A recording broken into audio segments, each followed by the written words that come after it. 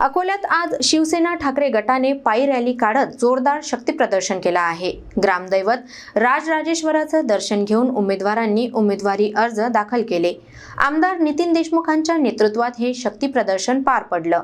अकोला महानगरपालिका निवडणुकीच्या पार्श्वभूमीवर आज शिवसेना ठाकरे गटाने शहरात मोठं शक्ती प्रदर्शन करत राजकीय ताकद दाखवली आहे।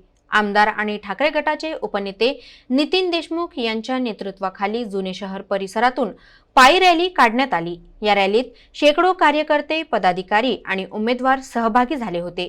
उमेदवारी अर्ज दाखल करण्यापूर्वी ठाकरे गटाच्या सर्व उमेदवारांनी अकोल्याचं ग्रामदैवत असलेल्या राजराजेश्वराचं दर्शन घेतलं।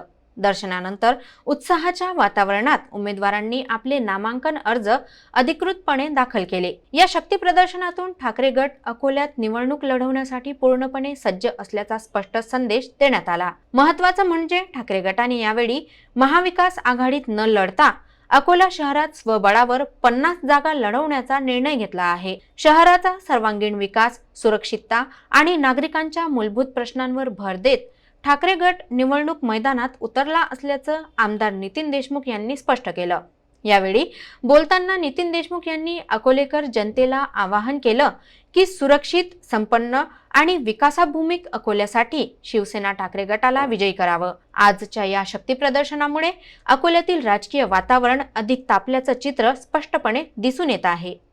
निश्चितपणे ह्या शहरामध्ये उद्धव ठाकरेची शिवसेना प्रचंड मताधिक्यानं या महानगरपालिकेवर भगवा फडकल्याशिवाय राहणार नाही। ज्या ठिकाणी आमचे उमेदवार नसतील त्या ठिकाणी आम्ही काँग्रेसला, राष्ट्रवादीला मदत करू।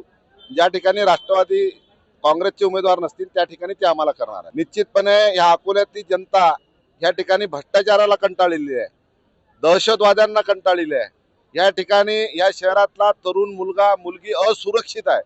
भारतीय जनता पार्टीचं या ठिकाणी सरकार होतं, खासदार, आमदार, महाराष्ट्रामध्ये सरकार, केंद्रात सरकार, तरी ह्या ठिकाणचा शाळेतला तरुण मुलगा मुलगी इथं असुरक्षित आहे। शिवसेना आल्याबरोबर ह्या तरुण मुला मुलींना या ठिकाणी संरक्षण देईल। आदरणीय बाळापूर मतदारसंघाचे लोकप्रिय आमदार नितीन बाप्पू देशमुख यांच्या नेतृत्वात आज आमचे सर्व उमेदवार मशाल चिन्हावर निवडणूक लढवण्यासाठी सज्ज झालेले आहेत आणि आम्हाला विश्वास आहे की या वेळेस अकोला महानगरपालिकेवर मशालचा भगवा फडकल्याशिवाय राहणार नाही।